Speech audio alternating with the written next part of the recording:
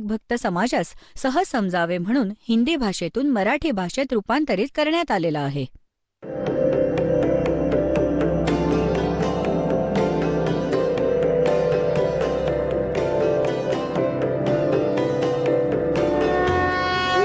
सब ज्ञानडी कबीर ज्ञान सो ज्ञान और जैसे घोड़ा तोब कायम करता चले मैदान.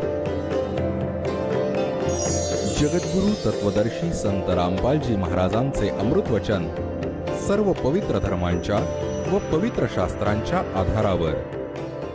एक वचनात सर्व रचले सकल ब्रह्मांड आणि स्वतः परमात्मा पण म्हणतात, अनंत कोट बाजी जहां हम रचे सकल ब्रह्मांड, गरीब दास मैं क्या करूं ये काल करे जीव खंडे. हम ही अलख अला है कुतुब गोस और पीर, गरीब दास खालिक धनी हमरा नाम कबीर. ए स्वामी सृष्टा में सृष्टि हमारे तीर, दास गरीब अधर बसू अवगत सत कबीर. दादू साहेबजींनी म्हटले की जिन मुझको निज नाम दिया सो एक सतगुर हमार, दादू दूसरा कोई नहीं वो कबीर सिरजनहार.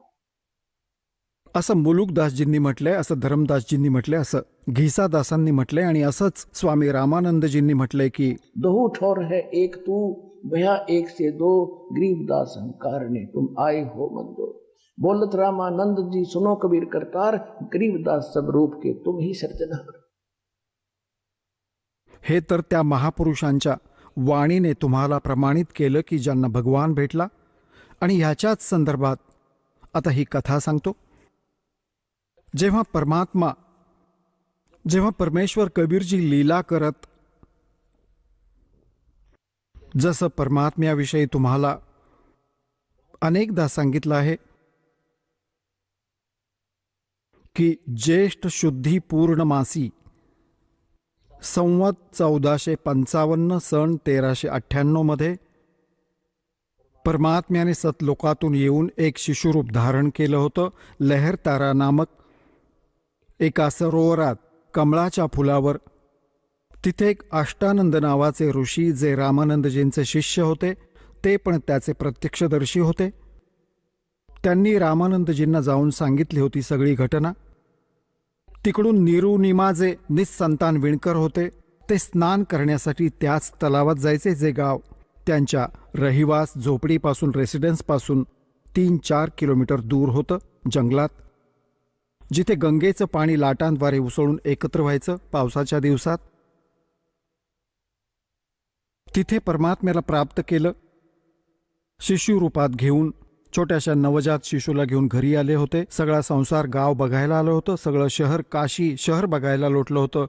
इतकं सुंदर बालक कधी ना बघितलं ना ऐकलं. 25 दिवसांपर्यंत परमात्म्याने काहीच खाल्लं नव्हतं. तेव्हा काळजीत पडले दोघे निरुनिमा. तेव्हा परमेश्वराची लीला कबीर भगवानांच्या कृपेने एक कुमारी गाय मागवली गेली होती. मोठी कथा आहे, आज पुढून सुरू करू. एक कुमारी गाय, कुमारी वासरू. जसं नीरू जो होता आधी ब्राह्मण होता, गौरीशंकर नाव होतं ह्याच जन्मात. त्यांना बळजबरीने मुसलमान बनवलं होतं, तसं निमाला पण जी त्याची पत्नी होती त्या दोघांना बळजबरीने हिंदूंचं मुसलमान बनवलं होतं.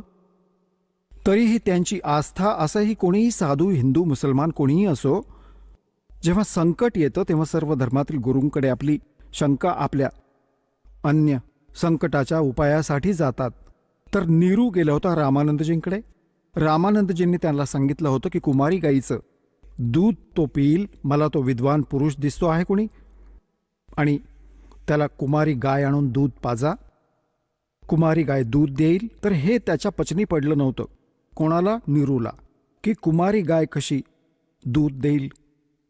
स्वामीजींनी मला असंच घाबरवलंय असा विचार करून तो घरी येऊन बसला. त्याच दिवशी निमाने फायनल निर्णय घेतला होता की हे मूल मरेल आणि मी पण सोबत मरेन, ह्याच्याशिवाय मी जगू नाही शकत. आणि ते शंकराचे पुजारी होते. त्याच जन्मी जेव्हा ते ब्राह्मण होते तर शंकरजींचं स्मरण केलं. परमात्म्याची प्रेरणा होती. शंकरजी तिथे साधुरूप घेऊन प्रकट झाले, समोर येऊन नजरेस पडले. माईने मग आपलं सगळं दुःख सांगितलं. मग परमात्म्याला मांडीवर घेतलं. परमात्मा कबीरजींना पाळण्यातून उचलून निरुनिमाने साधुरूपात उभ्या असलेल्या शंकर भगवानांच्या पायावर ठेवू पाहिलं. परमात्मा वर उठले. साधुरूपात उभ्या शिवाच्या डोक्याबरोबर हवेत स्थिर झाले. तेव्हा माईला आनंद झाला की ह्या साधूमध्ये मोठा चमत्कार आहे. माझ्या मुलाला हवेत उडवलं तर जीवदान पण देईल. आणि ती लीला मालक स्वतः करत होते. आता शंकरजींनी असा हात केला तर त्यांच्या हातात आले भगवान 25 दिवसांच्या बालक शिशुरूपात. तेव्हा परमात्म्याची आणि त्या शंकर भगवानांची 6 वेळा चर्चा झाली. आणि माई बघते, लक्ष देऊन मुलगा बोलतोय. ती विचार करत होती, या बाबाजींनी बोलता केला माझा मुलगा. इथे गरीबदास सूक्ष्म वेदात म्हणतात, जगत का पेखना पेखा धनी का नाम ना लेखा. आम्ही रामकृष्ण ब्रह्मा विष्णू महेशाला असं सुप्रीम पॉवर मानलं होतं की जी लहान मोठी संकट या पुजाऱ्यांवर येतात ते पण भगवान कबीर साहेबच त्यांना सुख देतात आणि निमित्त यांचं करतात.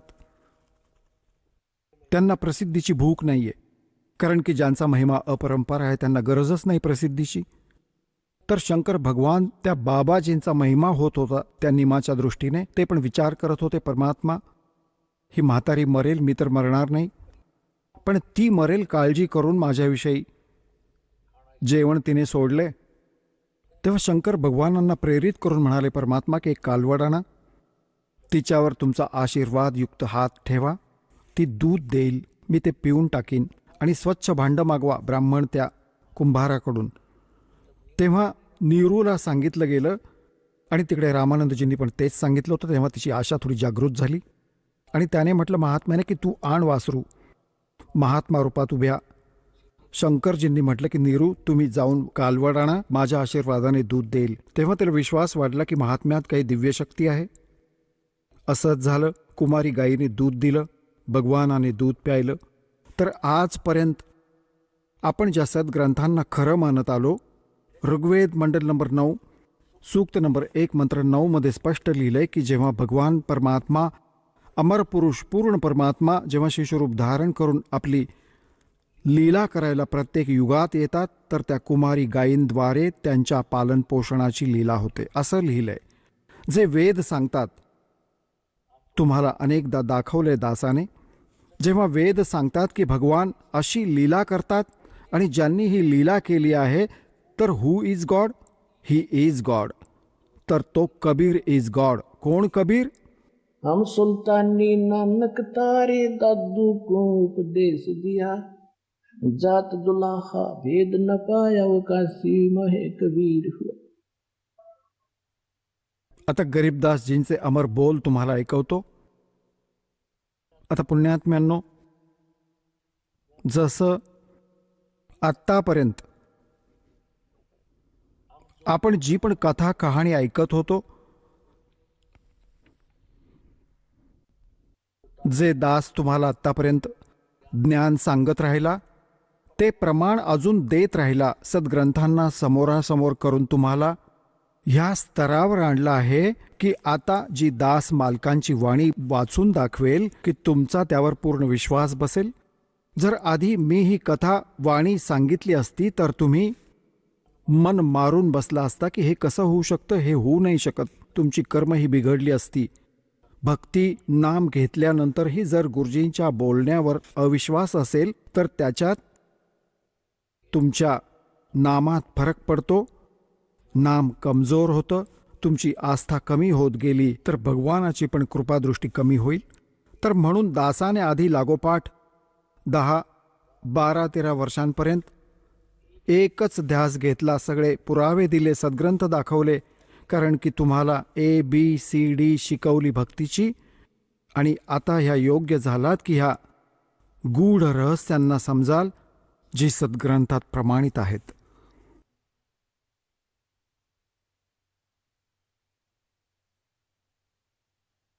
आता जसं तुलसीदासजींनी लाखो वर्षांपूर्वी घडलेली घटना रामायणाची आपल्या सिंपल लँग्वेजमध्ये चौपाईमध्ये संत भाषेत लिहिली आणि सर्व हिंदू समाजाला ती पूर्ण मान्य आहे. कारण जसंच्या तसं चित्रण आहे, चित्रार्थ आहे, आधी संस्कृतमध्ये होती, मग त्यांनी आपल्या सिंपल भाषेमध्ये लिहिली. अशी गरीबदासजींनी त्या परमेश्वराचा, कबीर परमात्म्याचा, असंख्य ब्रह्मांडांच्या मालकांचा महिमा तुलसीदासांसारखा प्रत्यक्षदर्शी लिहिला. तुलसीदासांनी तर ऐक्यू ज्ञानावर लिहिली आणि परमात्मा गरीबदासजींनी प्रत्यक्षदर्शी भगवानांचं आणि इथे जे दयेने त्यांची दिव्यदृष्टी उघडली ते सगळं ज्ञान त्याच्यात लिहिलंय. 84 बंधन कटे किन्नी कल्प कबीरे, भवन चतुर्दश लोक सब ये टूटे जम जंजीरे, अंत कोट ब्रह्मांड में बंदी छोड़ कहाए, सो तो एक कबीर है जननी जने नवाए. शब्द स्वरूप साहेब जनी शब्द से अंध सब माही, बाहर भीतर रम रहा जहां तहां सब ठाई. जल ग्रीव जल थल पृथ्वी गगन में वो बाहर भीतर एक, पूर्ण ब्रह्म कबीर हैं वो अवगत पुरुष अलेख. सेवक होके उतरे इस पृथ्वी के माही, जीव उदाहरण जगत गुरु बार बार बलि जाही. आता गरीबदास साहेबजी काय सांगतायत? जल थल पृथ्वी गगन में बाहर भीतर एक, पूर्ण ब्रह्म कबीर है वो अविगत पुरुष अलेख.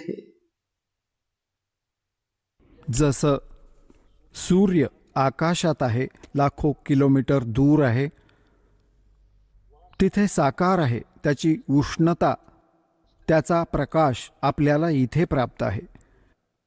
अशाच प्रकारे परमात्मा साकार आहे, एक देशीय आहे, जिथे पाहिजे तिथे राहा, पण त्याच्या शक्तीने सर्व ब्रह्मांड संचालित आहेत आणि आपण जीवांच्या आत पण त्याच्या शक्तीनेच सर्व कार्य चालतात. तर इथे म्हणतात जल थल पृथ्वी गगन में ये बाहर भीतर एक, अवगत पुरुष पूर्ण ब्रह्म कबीर है ये अविगत पुरुष अलेख. मग काय म्हणतात? तो परमात्मा साऱ्या सृष्टीचा मालक. सेवक होके उतरे, दास बनून वरून कबीरदास, कबीरदास म्हणवले गेले. सेवक होके उतरे इस पृथ्वी के माही, जीव उदाहरण जगत गुरु में बार बार बलि जाही. गरीबदासजी म्हणतात बलिहारी जाऊ त्या परमात्म्यावर. इथे दास बनून कबीर दास, धाणक, विणकर असं दाखवतात जसं हँड टू माउथ. ते तर अशासाठी दाखवत होते की मुलांनो, ह्या घाणेरड्या जगात जास्त बंगला घर याच्या मागे लागू नका, आपलं जीवन नष्ट करू नका, माझ्यावर विश्वास ठेवा, मी जसा राहतोय माझ्यासारखं राहा. मी काय उपाशी मेलो? 18 लाख लोक आले होते, त्यांना पंचपक्वान्न खाऊ घातलं.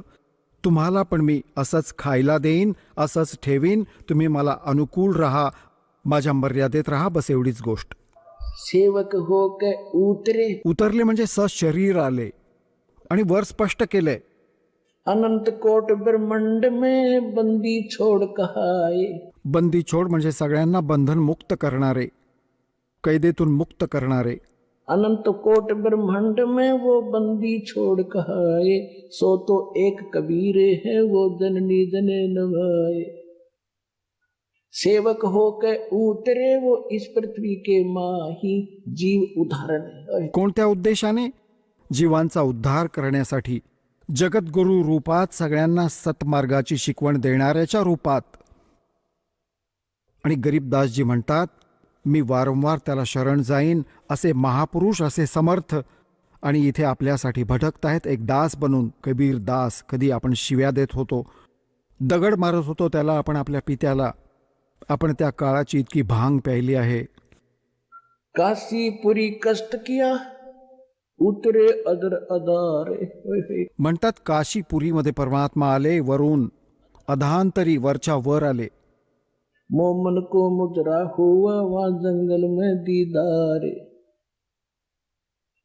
आता जिथे परमात्मा प्रकट झाले त्यांचं इतकं सुंदर शरीर दिसत होतं, एक केवढं तेज होतं त्यांच्या शरीराला. कोटि किरण शशि भाने सुध ये आसन अदर विमाने, परसत पूर्ण ब्रह्म को शीतल पिंड और प्राण. निमाने जेव्हा मुलाला मांडीवर घेतलं, तिथून उचलून पुत्रवत प्रेम केलं, कधी त्याला गालावर, पापा घेऊन प्रेम करते, कधी कपाळाचा पापा घेई, कधी छातीशी कवटाळून, आणि आपल्या शंकर भगवानांचे शतशः आभार मानते की शंकर भगवानांनी मला पुत्र दिला. आता हीच तर गंमत होती. आपण पूजत होतो कोणाला, कोण काम करत होतं आणि क्रेडिट कोणाला मिळत होतं, धन्याचं नावच नव्हतं. आता कळेल हा कोण होता, कोण खेळ खेळत होता आपल्याशी. गोद लिया मुख चूम कर हेम रूप झलकंते. इतकं सुंदर शरीर होतं परमात्म्याचं शुभ्र, जसा बर्फ असतो, हिम बर्फ. काशी उल्टी गुल भया मोमन का घर घेरे. कोई कह ब्रह्मा विष्णू है, कोई कह इंद्र कुबेर. आपापले अंदाज. जसं कोणी मुलगा जन्म घेतो तर आजूबाजूच्या महिला येतात, नातेवाईक पण येतात. कोणी म्हणतं याचा काकासारखा चेहरा दिसतोय, कोणी म्हणतं याचा मामासारखा चेहरा आहे, कोणी म्हणतं माईसारखा, कोणी म्हणतं आईसारखा चेहरा आहे याचा. तर आपल्या आपल्या बुद्धीनुसार त्या त्याचं व्हेरिफिकेशन करत होत्या. कोई कह ब्रह्मा, कोई कह वरुण धर्म राय है. काशी उमटी गुल भया और मोमन का घर घेरे. घरी आले सगळे बघायला झुंडीच्या झुंडीने. कोई कह ब्रह्मा विष्णू है, कोई कह इंद्र कुबेर.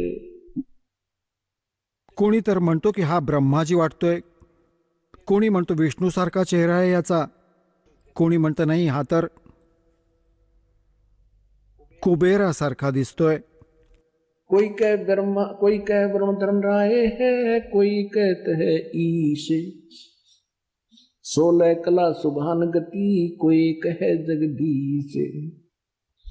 भक्ति मुक्ति ले उतरे ये मेटण तीनों तापे. म्हणतात भक्ती आणि मुक्ती यथार्थ घेऊन इथे अवतीर्ण झाले आणि आपण दुःखी लोकांचे तिन्ही ताप नाश करण्यासाठी हा विधी दाखवण्यासाठी भगवान आले. हा विधी सांगण्यासाठी परमात्मा आले. तिन्ही तापांचा नाश करण्याचा विधी घेऊन आले.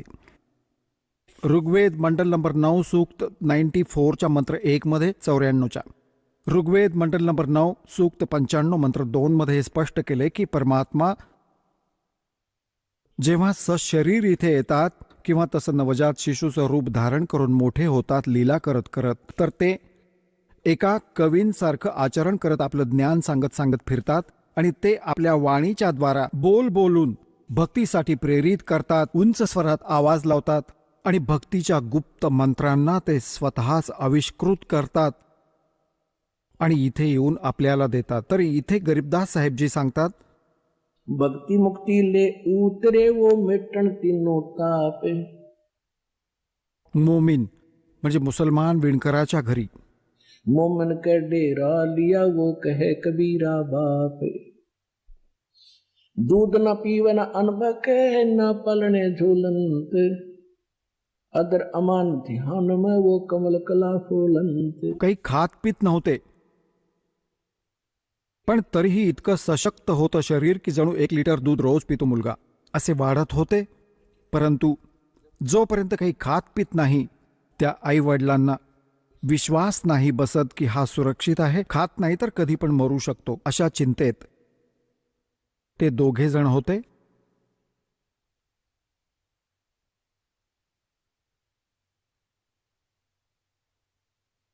अब खलक मुलक देखण गया राजा प्रजा रीत.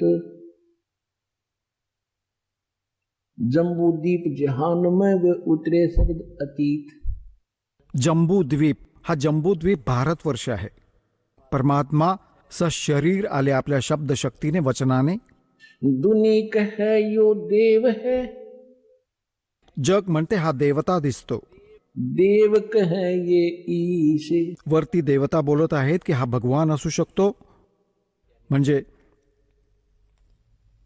हे भगवान मानतात.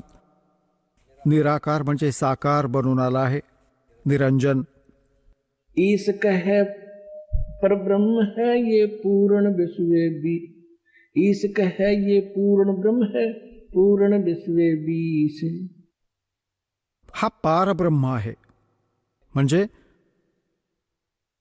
आपापले अंदाज लावतायत. मग म्हणतात, काशी गए कुरान ले धर लड़के का नाम, अक्सर अक्सर मैं फुरा धन कबीर बल जाओ में, सकल कुरान कबीर है हरफ लिखे जो लेख, काशी के काजी कहे ये गई दीन की टेक. मुलाचं नाव ठेवण्यासाठी मुसलमान बंधू काझी आले. ते काय करतात, कुराण शरीफ उघडतात. उघडून जे पहिलं अक्षर असेल त्याच्या आधारे ते नाव ठेवतात. कबीरचा अर्थ मोठा पण सांगतात हे लोक. काझी. नंतर कबीर शब्द होता प्रथम, तर त्यांनी लगेच कुराण शरीफ बंद केलं. पुन्हा उघडू लागले, आपसात बोलू लागले की कबीर, विणकराच्या मुलाचं नाव कबीर थोडंच ठेवायचे. कबीर म्हणजे मोठा. बघा, निसंशय असं कुठे तर मुसलमान धर्मात जातपात मानत नाहीत, पण वरून तर नाही मानत, आतून जशीच्या तशी व्यवस्था आहे. तर त्यांनी विचार केला होता, कबीर नाव कोणा मोठ्या घराण्यात ठेवलं तर जास्त पैसे मिळतात. ह्याचं ठेवलं तर 1% देतील, 2 मुठी धान्य देतील. त्यांनी विचार केला, बंद करू, अजून बघूयात. दुसरं बघू लागले, त्यात पण कबीर. पूर्ण त्या पानावर कबीर कबीर दोन्हींवर. कुराणातली अक्षरं नाही राहिली. मग अजून उलटून बघितली सगळी, तर कबीर कबीर कबीर लिहिलेलं होतं सारं. परमात्मा म्हणाले, काझी, कबीर नाव आहे माझं, हेच राहील.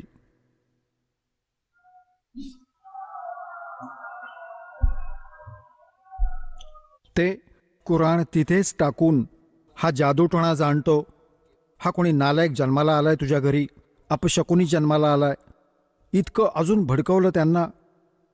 आणि न जाणो काय काय बडबड केली. मोठी गोष्ट आहे, इथे नाही सांगत. तर मुलाचं नाव कबीरच ठेवलं गेलं. इथे गरीबदासजी म्हणतात, काजी गए कुरान ले धर लड़के का नाम, अक्सर अक्सर मैं फुरा धन कबीर बलि जाऊं में, सकल कुरान कबीर हुए हरफ लिखे जो लेख, काशी के काजी कहे या गई दीन की टेक. आमचा तर याने धर्मभ्रष्ट केला. सगळ्या कुराणात कबीर कबीर लिहिलेलं तिथेच टाकलं.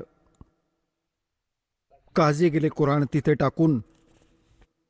दूध न पीवन अनुभव कह ना पलने झोलंत, अदर अमान ध्यान में वो कमल कला फूलंत. ना काही खात होता, ना काही पीत होता. तर म्हणतात, शिव उतरे शिवपुरी से ये अवगत बदन विनोद. गरीबदासजी सांगतात, शिवजी आले शिवलोकातून साधू रूप घेऊन. शिव उतरे शिवपुरी से वो अवगत बदन विनोद, मैं के कमल खुशी बहे जब लिया ईस को गोद. छोट्याशा बाळाला जेव्हा शंकर भगवानांनी हातावर घेतलं, म्हणतात त्यांचा आत्मा खुश झाला. साऱ्या शरीरात रोम रोम प्रफुल्लित झालं शंकर भगवानांचं. नजर नजर से मिल गई फिर किया ईस परिणाम, धन मोमन धन पूरे ना यो धन का सीनी काम. आता शंकरदेव साधू रूपात नीरूला सांगत होते की धन्य आहे तुझं हे सारं काशीनगर, आणि तुझं घर धन्य आहे ज्यांच्या घरात हे भगवान आले माई. आणि हा बालक मरणार नाही, मरणाऱ्यातला नाहीये हा. मग माई म्हणू लागली, नीमा की महात्माजी, ह्या सुखाच्या सांत्वनाने माझं मन शांत होणार नाहीये. ह्याने काही खाल्लं तर मला समाधान होईल. ही सांत्वना मला तुमची संतोष नाही देऊ शकत. आता काय सांगतात,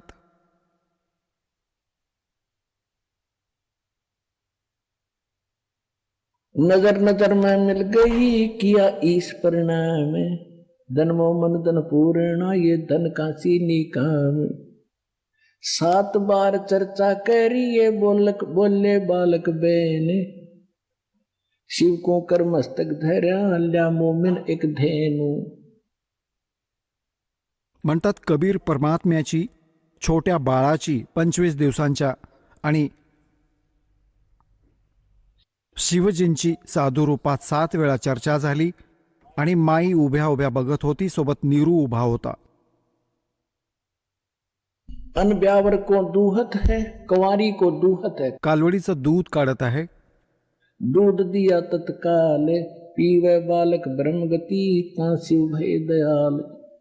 6 मास के जब हुए नित नैनावार दे, चरण चरण नित पूरी में याद शिक्षा नित ले।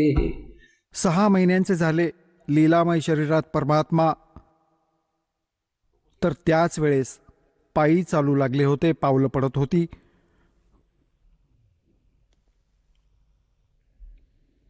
आता थोडंसं म्हणतात, आता रामानंदजींबद्दल सांगितलंय. ते कोण होते, कसे होते? भगति दरावड़ देश थी, यहाँ नहीं एक रिंच, ऊत भूत की ढावना या पाखंड और परपंच। रामानंद आनंद में काशी नगर मंझारे, देश दराविड़ छोड़ कर वो आए पुरी विचार।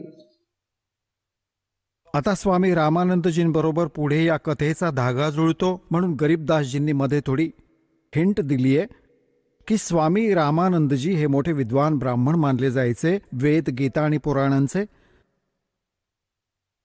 आणि काशी एक आपलं संपूर्ण विश्वात काशी अध्यात्माचं एक केंद्र मानलं जातं. तर रामानंदजी द्रविड प्रदेशात दूर राहणारे होते. त्यांनी जेव्हा बघितलं की अशा पवित्र नगरात नकली ब्राह्मणांनी तिथे भूताबिताची पूजा, पाखंड प्रपंचाचा प्रचार केला आहे, तर तिथे जाऊन त्यांनी वेद शास्त्र गीतेनुसार ज्ञान द्यायचा विचार केला आणि तिथे येऊन राहू लागले.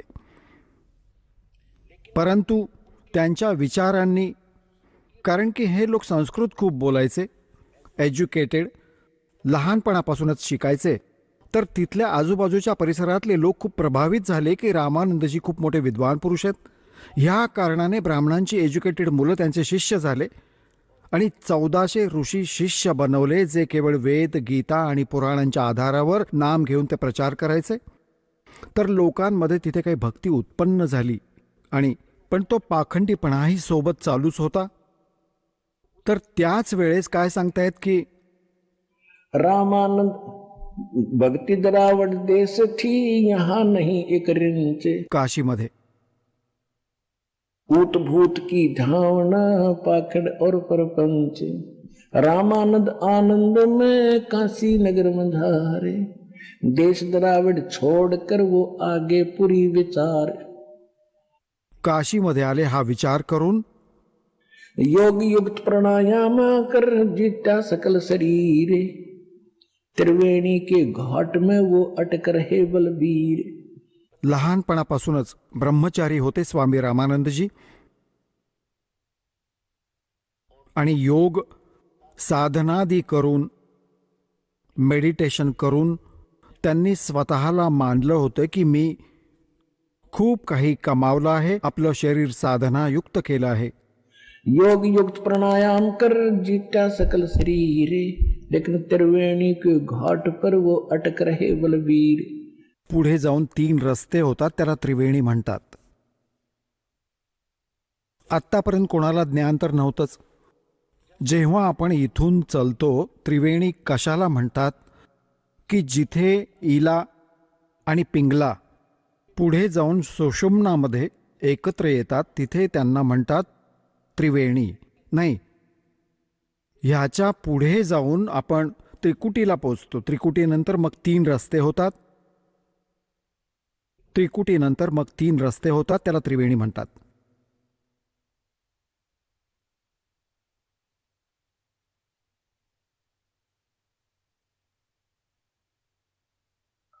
योग योग प्राणायाम कर जीता सकल शरीर, त्रिवेणी के घाट में वो अटक रहे बलबीर। तीर्थ व्रत एकादशी और गंगोदक स्नाने, पूजा विधि विधान से सर्व कला सूर्ज्ञान। करे मानसी सेव नित आत्म तत्का ध्यान, छठ पूजा आरंभ गति धूप दीप बंधान। 1400 चेले किए काशी नगर मंझारे, 4 संप्रदा चलत हैं और 52 दरबारे। आता एवढं प्रभुत्व झालं होतं स्वामी रामानंदजींचं. 1400 तर ऋषी शिष्य बनवले होते, ब्राह्मणांची मुलं, जी रामानंदजींचं ज्ञान पुढे प्रचार करत होते. आणि तीर्थव्रत आणि या मानसिक पूजा करायचे भगवानांच्या जशाच्या तशा. एकतर षटकर्म असतात ते सारे करायचे. त्यामधून त्या षटकर्मातील एक आहे शाळीग्रामाची पूजा.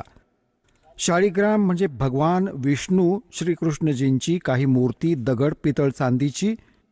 त्याला काय करतात हे की सर्वात आधी त्याला सर्व वस्त्रांनी सुशोभित करतात. जसं धोतर आहे, एक उपर्ण आहे विष्णू भगवानांचं, मग मुकुट आहे आणि गळ्यात एक मण्याची माळ म्हणजे कंठी, तुळशीची माळ घालतात.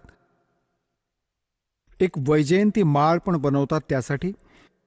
तर असा तो मानसिक करायचा, मूर्ती बनवून नाही करायचा, मनोमन कल्पना करायचा, जसं आपण स्वप्न बघत असतो तसा. दररोज अभ्यास केलेला होता स्वामी रामानंदजींनी. म्हणतात, 5 वर्ष के जब हुए काशी मंज कबीरे, दास गरीब अजब कला ये ज्ञान धान गुण थीरे। गुल भया काशी पूरी ये अटपटे बैन बिहंगे, गरीब दास गुनी थके वो सोन जुल्हा पर संगे। 5 वर्षाच्या वयात ज्या उद्देशाला घेऊन भगवान येतात, ऋग्वेद मंडल नंबर 9 सूक्त 86च्या मंत्र 26 आणि 27 मध्ये, ऋग्वेद मंडल नंबर 9 सूक्त 82च्या मंत्र 1, 2, 3 मध्ये, ऋग्वेद मंडल नंबर 9 सूक्त 96च्या मंत्र 16 पासून 20 पर्यंत, ऋग्वेद मंडल नंबर 9 सूक्त 94च्या मंत्र 1 मध्ये, ऋग्वेद मंडल नंबर 9 सूक्त 95च्या मंत्र 2 मध्ये, ऋग्वेद मंडल नंबर 9 सूक्त 54 मंत्र 3 मध्ये, ऋग्वेद मंडल नंबर 9 सूक्त 20 मंत्र 1 मध्ये, ऋग्वेद मंडल नंबर 9 सूक्त 1 मंत्र 8 आणि 9. हे एक कंप्लीट ज्ञान आहे त्या परमपित्याचं, कबीर भगवानांचं. कबीर देव, कबीर साहेब सतलोकात राहतात.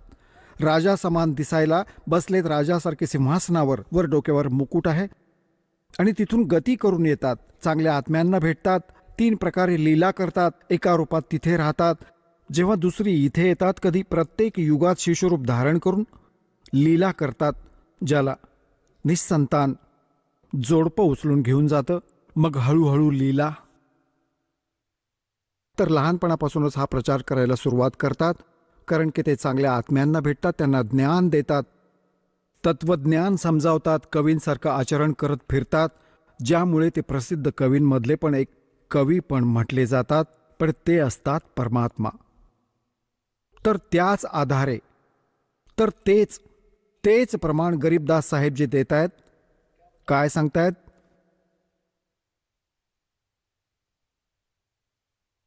काशीपुरी गुल भया काशीपुरी ये 5 वर्ष के जद भये काशी मंज कबीरे, गरीबदास अजब कला ये ज्ञान ध्यान गुण थीरे। 5 वर्षांचे जेव्हा झाले, एवढं अजब ज्ञान सांगायचे की मोठ्या मोठ्या विद्वानांना निष्प्रभ करायचे.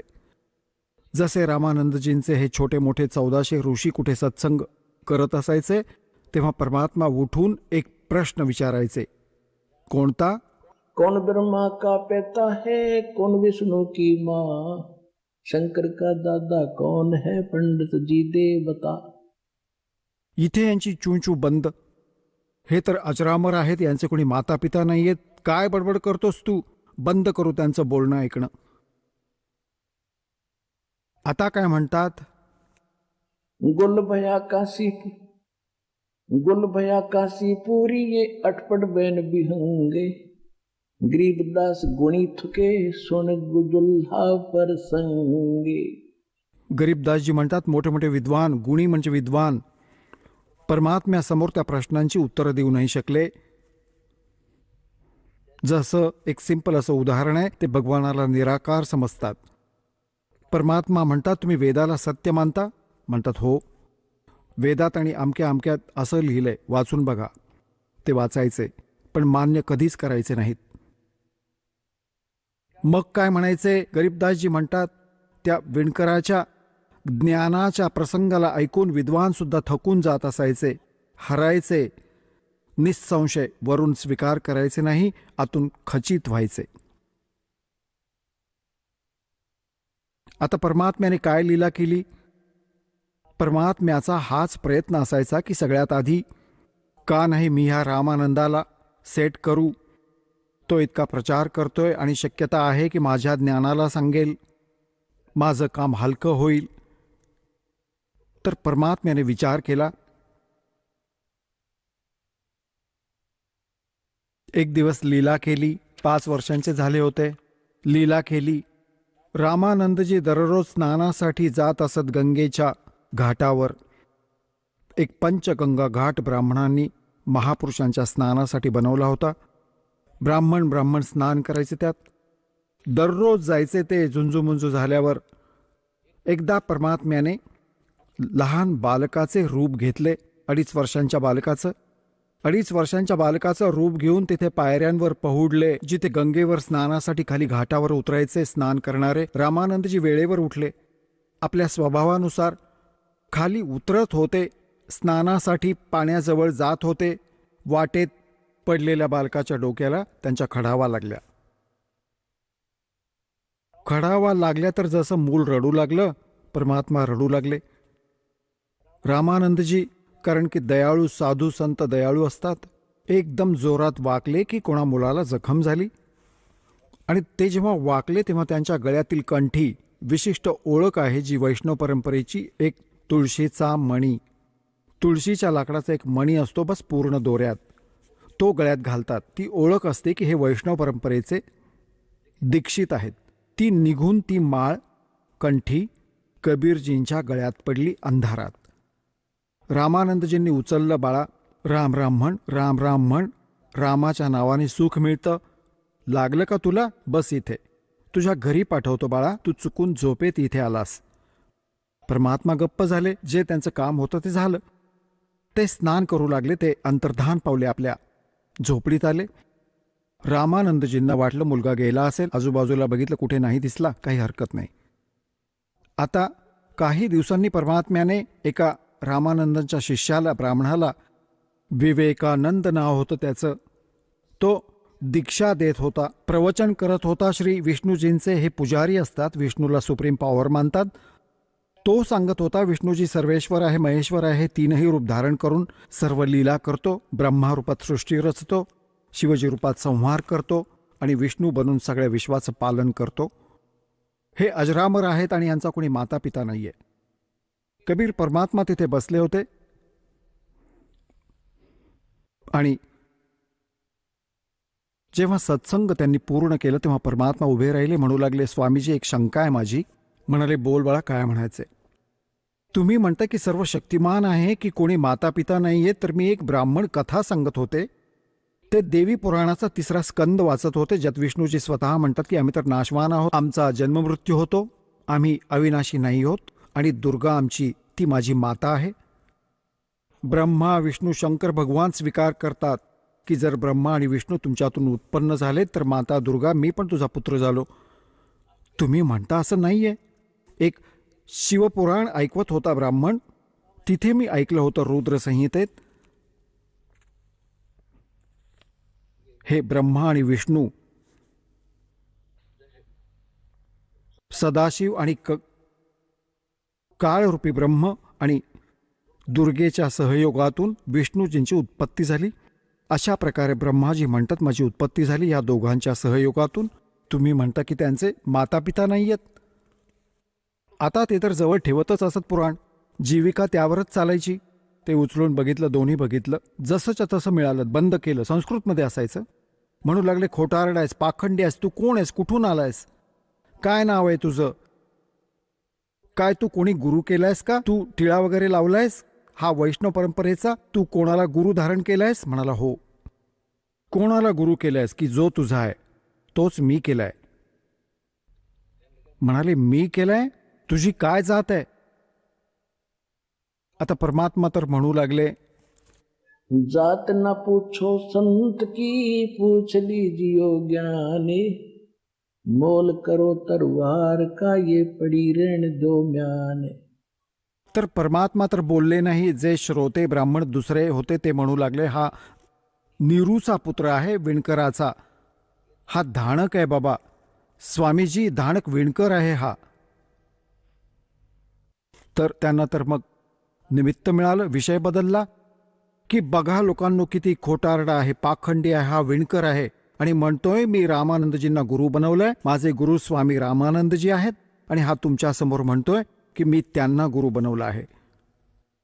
उद्या तुम्ही पण या सगळे स्वामीजींकडे मी कंप्लेंट करेन, प्रार्थना करेन आणि ह्याची खबर घेऊ. बघा खोटारडा, आमचे गुरुजी तर ह्या शूद्रांना जवळसुद्धा येऊ देत नाहीत. हा तसा त्यावेळेस तिथे बरोबर होता. मग सगळ्यांचा विश्वास बसला. खोटारडा माणूस अशिक्षित आहे, कबीरजी त्याला काय माहीत वेद आणि गीतेमध्ये आणि पुराणांमध्ये काय लिहिलंय. तर आपल्याला यांनी असं मूर्ख बनवून ठेवलं होतं आजपर्यंत, कारण की आपण सद्ग्रंथ वाचण्यायोग्य नव्हतो. तर ह्या खोटारड्यांच्या सगळ्या गोष्टी खऱ्या वाटायच्या की कबीरजी खोटं सांगतायत, हा ब्राह्मण खोटा खरं सांगतोय. दुसऱ्या दिवशी तर त्याने जाऊन रामानंदजींना सांगितलं की स्वामीजी, आमचं तर नाक कापलं, आम्ही कसा प्रचार करायचा एका शूद्राचा मुलगा विणकराचा, आणि तुम्हाला स्वतःचा गुरु मानतो. हे महाराज, आम्ही तर मेलो पूर्ण, बाहेर नाही पडू शकत. परमात्म्याला तिथे आणलं गेलं. जबरदस्तीने पकडून त्याच्या मात्यापित्यांनी प्रयत्न केला अडवण्याचा, पण दोघांना मारून अर्धमेलं करून टाकलं. हे कसाई राक्षस ब्राह्मण. तर पुण्यात्म्यांनो, ब्राह्मण काही जात नाहीये. जे कर्म ब्राह्मणांचे करतात मग ते कोणीही करोत, आणि ज्यांना ज्ञान नाही आणि खोटी बकवास करतात, तर देवी पुराणात 6व्या स्कंदात 414 पानावर लिहिलंय. स्वतः व्यासजी म्हणतायत की कलियुगातले ब्राह्मण सत्ययुग त्रेता द्वापारातल्या ब्राह्मणांच्या काळात जे राक्षस मानले जायचे, कलियुगातील ब्राह्मण त्या राक्षसांसमान आहेत वर्तमानात. ह्याच्यात काही शंका नाही. हे प्रमाणित करेल दास तुम्हाला कबीर साहेबांसोबत कसा अन्याय केला ह्या नालायकांनी. सत्य काही मानलं नाही, केवळ आपल्या स्वार्थासाठी, आपल्या रोजीरोटीसाठी. एक प्रत्यक्ष पुरावा आहे की ज्ञानेश्वर नावाचे महाराष्ट्रात एक ब्राह्मण होते आणि त्यांना प्रेरणा झाली. भगवानाच्या भक्तीसाठी ते घर सोडून जंगलात गेले आणि तिथे 4-5 वर्ष राहिले. मग तरीही त्यांनी विचार केला घरीच राहून काहीतरी होईल, तर ते परत आले. आणि त्यांचे जे यजमान होते, चरितार्थाचं साधन होते, ते इतर ब्राह्मणांनी वाटून घेतलं. त्यांची 20-30-50 जी घरं होती, ब्राह्मण यजमान होते ज्ञानेश्वरजींचे, ते त्या नकली ब्राह्मणांनी डिव्हाइड केले होते. जेव्हा ते परत आले तेव्हा त्यांना फार काळजी वाटली की येताच पुन्हा यजमान मागेल आणि आपला चरितार्थ वाटून घेईल. खरं तर त्यांचंच घेतलं होतं. त्यांच्यावर असा अन्याय केला की आता हा ब्राह्मण राहिला नाही, हा भिक्षुकी करू शकणार नाही, हा संन्यासी झाला आहे. त्याला विवश केलं मरण्यासाठी. त्यांना जिवंत समाधी घ्यावी लागली. असं कसाही कर्म करतात हे लोक. तर कबीर परमेश्वरजींचे मानलेले मातापिता नीरू आणि निमाला मारून कुटून अडवत होते. नका नेऊ माझ्या मुलाला, काय चूक केली आम्ही समजावू. गावगुंड घेऊन गेला होता विवेकानंद. 5, 8, 10 लाठी काठीवाले त्यांना मारून अर्धमेलं करून सोडलं आणि त्या परमात्म्याला घेऊन आले. रामानंदजींच्या समोर जेव्हा उभं केलं की स्वामीजी, हा आला तो विणकराचा मुलगा जो आम्हाला बदनाम करतो. रामानंदजी पण आपला आब राखण्यासाठी की हा खोटारडा आहे, आपल्या कुटीसमोर पडदा लावला.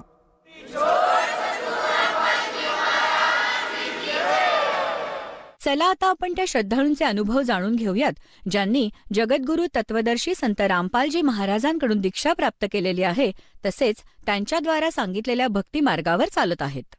नमस्कार. नमस्कार. आपलं नाव? माझं नाव विठ्ठल भाऊ कुराडे. आपण कुठून आलात? आळे, मुक्काम पोस्ट आळे, तालुका जुन्नर, जिल्हा पुणे, महाराष्ट्र. आपला व्यवसाय काय आहे? माझा व्यवसाय सध्या शेती आहे.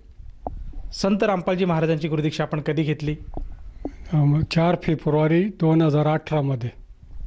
संत रामपालजी महाराजांची गुरुदीक्षा घेण्या अगोदर आपण व आपला परिवार कोणती भक्ती साधना करत होतात? त्याच्या अगोदर आदिनाथ संप्रदाय, पिंपळवंडी, सद्गुरू रामभाऊ बाबा आणि त्यांचे शिष्य बबन गोडसे बाबा, आणि त्याच्यानंतर माझ्याकडे दीक्षा देण्याचं काम आलं. तर 1972 पासून तर 2018पर्यंत त्याच संप्रदायामध्ये होतो.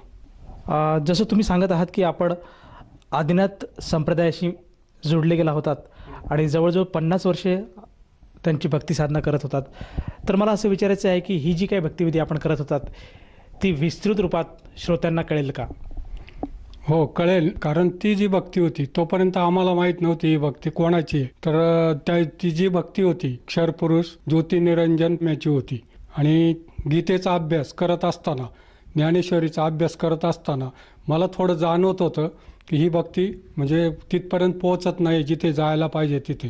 कारण तिसरं ब्रह्म हे आहे गीतेमध्ये कळलं, पण मग कळत नव्हतं तिसरं ब्रह्म कोण आहे. अनेकांना विचारलं, आमच्या सद्गुरूंना विचारलं की सद्गुरू तुम्ही तर आम्हाला हे ज्ञान दिलं, परंतु हे ज्ञान तर 2 टप्प्यापर्यंत आहे, तर तिसरा टप्पा कोणता आहे? तर ते काय बोलले, आम्हाला आमच्या गुरूंनी सद्गुरूंनी इतकंच दिलेलं आहे, तर तुला पाहिजे तर तू शोधू शकतो किंवा जाऊ शकतो. तोपर्यंत कुठं जायचं हेच आम्हाला माहिती नव्हतं. जसं तुम्ही सांगत आहात की आदिनाथ संप्रदायामध्ये आपण जी सेवा करत होतात त्या भक्तीमध्ये आपल्याला 2 प्रभूंच्या पर्यंतच ज्ञान अवगत होतं. पण मला असं विचारायचं आहे की हे जे 2 प्रभू आहेत, या 2 प्रभूंची जी काही भक्ती साधना आहे या संप्रदायामध्ये कशा प्रकारे करतात आणि आपण ती भक्तिविधी कशी करत होतात? ती भक्तीतून सद्गुरूंकडून पहिल्यांदा एक नाम दिलं जायचं, ते म्हणजे त्याच वेळेला. मग ते दिल्याच्या नंतर दुसरं नाम दिलं जायचं म्हणजे सेपरेट, पण तेही कालब्रह्म्याचंच होतं हे आम्हाला नंतर कळालं. आणि आम्हाला असं वाटायचं आम्ही आहे ना त्या परब्रह्म्याचंच भक्ती करतो आहे, त्याच्यातून म्हणजे आम्हाला साध्य काहीच होत नव्हतं, ना प्रारब्ध बदली होत नव्हतं आणि आहे त्या स्थितीतच आम्ही समाधान मानत होतो की ही भक्ती बरोबर आहे. परंतु मला खटकत होतं. त्या भक्तीमध्ये व्रत वैकल्य पण होते, म्हणजे गुरुपौर्णिमा, एकादशी असे जे काही उपवास आहेत ते सर्व करत होतो आम्ही. परत नामस्मरण करत होतो, 108 वेळा जप करायचो. म्हणजे त्याच्यापासून म्हणजे असं आम्हाला वाटायचं की आम्ही काहीतरी मोठं काहीतरी करतो आहे आणि माझ्या शिष्यांना मी देतो आहे. तर मला थोडं अडकतच होतं की माझं काहीतरी चुकतं आहे, हे जे काही भक्ती आहे, पूजा पाठ योग याग हे सर्व व्यर्थ आहे म्हणजे असं वाटायला लागलं. कारण काही वाचनात पण आलं होतं माझ्या की हे योग याग विधी येणेनो ये सिद्धीन वायाची उपाधी दंभधर्म हे अहंकारास कारणीभूत होतं आहे. परंतु करावंच लागत होतं, कारण तोपर्यंत आम्हाला कळतच नव्हतं की नेमकं काय करायला पाहिजे आणि कुठली भक्ती करायला पाहिजे. हे करूनही आम्हाला म्हणजे समाधान भेटत नव्हतं. जसं तुम्ही सांगत आहात की आपण जी काही भक्तिविधी करत होतात त्यापासून आपल्याला काही समाधान मिळत नव्हतं आणि वारंवार आपल्या मनामध्ये काहीतरी प्रश्न खटकत होते की जे आपण करतो आहेत ते पूर्णत्व नाही आहे, ती पूर्ण भक्ती नाही आहे. तर मला असं विचारायचं आहे की संत रामपालजी महाराजांचा जो काही मार्ग आहे त्या मार्गाबद्दल, त्या ज्ञानाबद्दल आपल्याला माहिती कशी कळाली आणि आपण त्यांच्या शरणात कसे आलात? आमच्या म्हणजे गावामध्ये आळ्यामध्ये ज्ञानेश्वर महाराजांनी बोलवलेल्या रेड्याची समाधी आहे. त्या समाधीचं एकादश चैत्र महिन्यामध्ये दुसऱ्या एकादशीला यात्रा असते. त्या यात्रेला नेहमीप्रमाणे आम्ही गेलेलो असताना तेथे नाशिकचे भगतजी यांची ज्ञानगंगेची सेवा चालू होती. ते पुस्तक बघून मला थोडं आकर्षण वाटलं, कारण कबीर साहेबांबद्दल मी आदर करत होतो, त्यांचे दोहे पण ऐकत होतो. तर मग त्यांनी सांगितलं कबीर महाराजांचं हे ज्ञान सद्गुरू रामपाल महाराजांनी सांगितलेलं आहे, अगदी चांगल्या प्रकारचं पुस्तक आहे, तर घ्या तुम्ही. किंमत तर काहीच नव्हती तोपर्यंत, मला काही कळालंच नाही. तर ज्या वेळेला म्हणजे पुढचं वाचायला सुरुवात केली मग मला कळालं की आम्ही आत्तापर्यंत जी भक्ती करत होतो आणि त्यालाच आम्ही खरं ज्ञान समजून चाललो होतो. सद्गुरू रामपालजी महाराजांचे विचार ऐकल्यानंतर ताबडतोब म्हणजे आमच्या बुद्धीमध्ये पालट झाला आणि आपल्याला हीच मिळवली पाहिजे आणि यांच्याकडूनच नामदान करून घेतलं पाहिजे. आणि हा असं ज्ञान जगात मी कधी ऐकलं नव्हतं, ते मी त्यावेळेला ऐकलं. प्रत्यक्षात ज्ञानगंगेच्याद्वारे सर्व चेक केलं गीता वगैरे आणि ते मला समजलं त्यावेळेला की हे अनमोल असं ज्ञान रामपाल महाराजांनी आपल्यापर्यंत पोहोचवलं. आमचं परमभाग्य म्हणावं लागेल. ते झाल्याच्या नंतर मी ताबडतोब शोधायला सुरुवात केली का हे नाम मला कुठं भेटेल, पण तोपर्यंत मला माहिती नव्हतं आणि ऑनलाईन वगैरे मला समजत नव्हती. मी शोधायला सुरुवात केली, पुण्याला फोन लावले, तिकडं माझे मित्र होते त्यांना शोधायला सांगितलं. त्यांनी 1-2 पत्ते पण भगतजींचे आणले, पण त्यावेळेला दुर्दैव माझं ते फोन लागले नाहीत. मग तसेच ते फोन माझ्याकडे होते. एक दिवशी असं शांत चित्ताने मी बसलो असताना मला असं वाटलं का आपल्याला हे ज्ञान मिळालं पाहिजे. मी रामपाल महाराज आणि कबीरजींचे मी आभार मानले की मला हे पुस्तक तर मिळालं, परंतु हे ज्ञान मला कसं भेटेल, अनुग्रह कसा भेटेल, तर मला आत्ताच्या आत्ता मिळालं पाहिजे. तर तो फोन घेतला मी एक, त्याच्यातला 5-6 फोन नंबर होते आणि भगतजीला पुण्याला फोन लावला. तिकडनं त्यांनी मला सांगितलं का तुम्ही उद्या येथे या, तुम्हाला अनुग्रह मिळेल. मी लगेच दुसऱ्या दिवशी रविवार होता तिथे गेलो आणि तिथं मी अनुग्रह लगेच घेतला. पण पहिल्या गादीवर काम करत होतो. मी विचारच केला नाही का माझं काय होईल आणि गादीचं काय होईल, कारण मला नकोच होती ती गादी. मी त्या लोकांना पहिलं सांगितलं का माझ्याच्याने ही गादी चालवणार नाही, कारण मला ती योग्य वाटत नाही आहे. तुम्ही तुमच्या पद्धतीने ती चालवा, पण मी येणार नाही आहे. आणि मी इकडे नामदान घेतलं आणि नामदान घेतल्यानंतर मी कृतार्थ झालो की मला खरंच नाम मिळालं सद्गुरू रामपालजी महाराजांकडून. जसं तुम्ही सांगत आहात की संत रामपालजी महाराजांच्या शरणात येण्यापूर्वी आपण स्वतः एक गुरुपदावर होते, तर मला असं विचारायचं आहे की आपण जेव्हा गुरुपदावर होतात आणि जी काही आपली पूर्वीची भक्ती साधना देत होते आपण साधकाला, तरी आत्तापर्यंत संत रामपालजी महाराजांच्या ज्ञानात येण्या अगोदर आपण किती शिष्य बनवले होते आणि किती जणांना ते आपण नामदान दिलं होतं? तर तसं 72 पासून म्हणजे गेटवर त्यांना जे काय त्या हे करायचं ते मीच काम करत होतो सद्गुरूंच्या तेथे. कारण थोडं ज्ञान असल्यामुळे ते मलाच सांगायचे का तू यांना परफेक्ट कर. जसं आत्ता मला समजा प्रश्न विचारले तसं आम्ही त्यांना विचारायचं. हे काम करत असताना माझा बराचसा अभ्यास होऊन गेला की आपल्याला काहीतरी ज्ञान पाहिजे.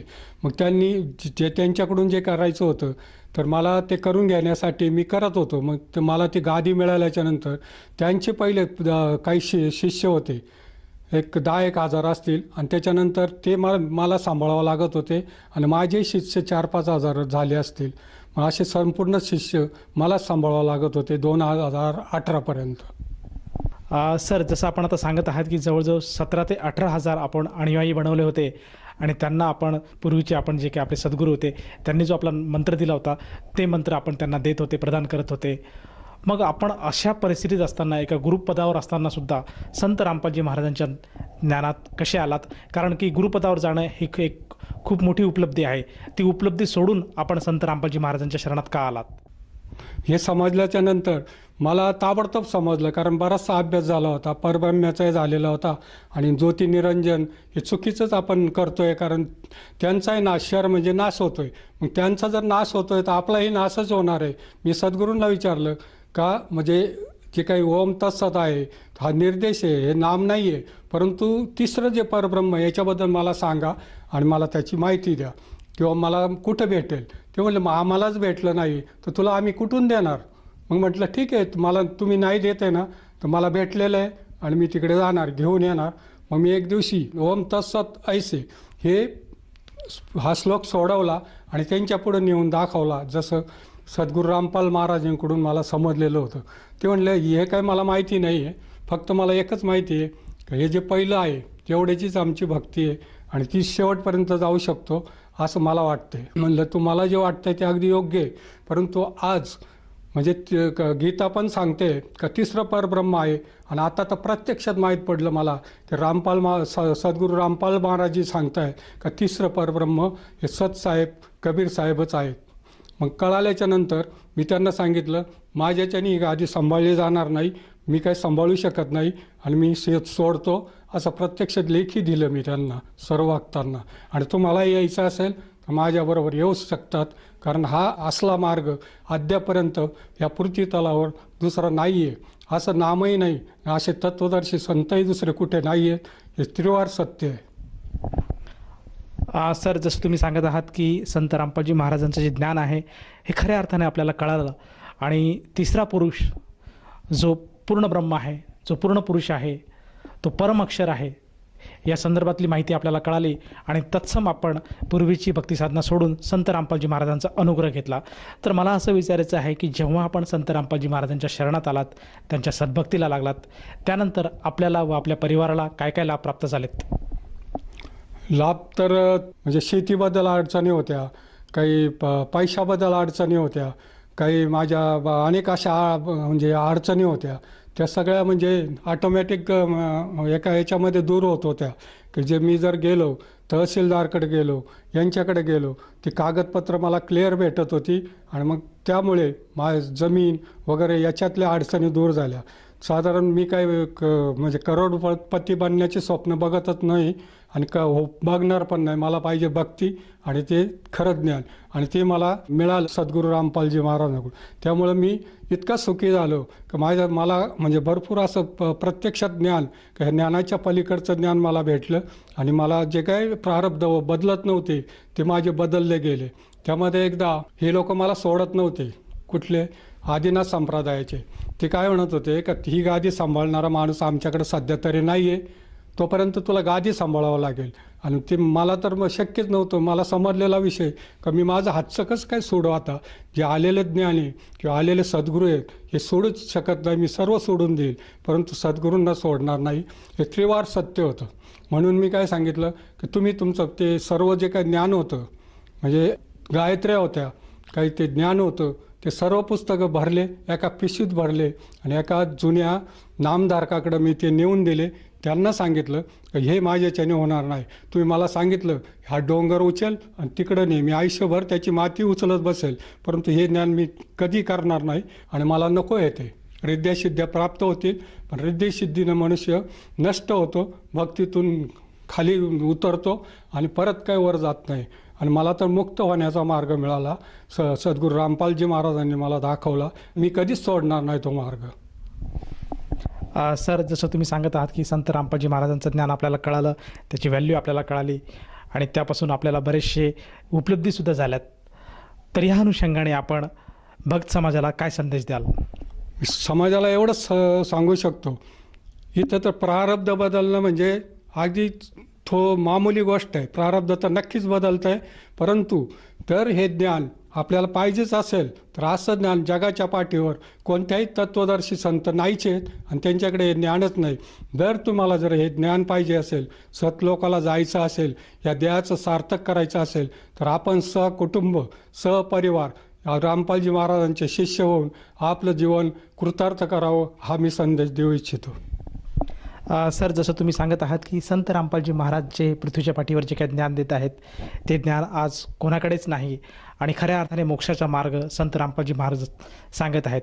तर ह्या अनुषंगाने जर एखाद्या साधकाला जाणवलं की आपण सुद्धा संत रामपालजी महाराजांचा अनुग्रह घेतला पाहिजे, तर तो साधक किंवा ती व्यक्ती सद्गुरू संत रामपालजी महाराजांची नामदीक्षा कशी घेऊ शकेल?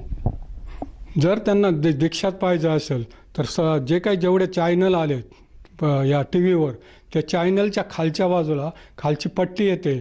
त्या पट्टीवर त्या ज्या जवळचे जे नामकेंद्र आहेत तुमच्या आपल्या, तर त्या नामकेंद्राचा फोन नंबर तिथे असल्यावर ते तुम्हाला तो फोन नंबर देतील आणि ते जवळचंच जे काही नामदान केंद्र असेल त्यांची तुम्हाला ओळख करून देतील. सर्व म्हणजे भारतभर ती सेवा चालू आहे आणि आपण जाऊ शकता. सर, ह्या नामदीक्षेसाठी त्या साधकाला किती पैसे मोजावे लागतात? त्याला फक्त काहीच नाही फक्त तिथं जायचं आहे. त्याला काही 1 रुपया खर्च येत नाही. तिथलं ज्ञानाचं जे पुस्तक आहे ते सर्व त्याला फुकटच मिळलं जातं. धन्यवाद. धन्यवाद.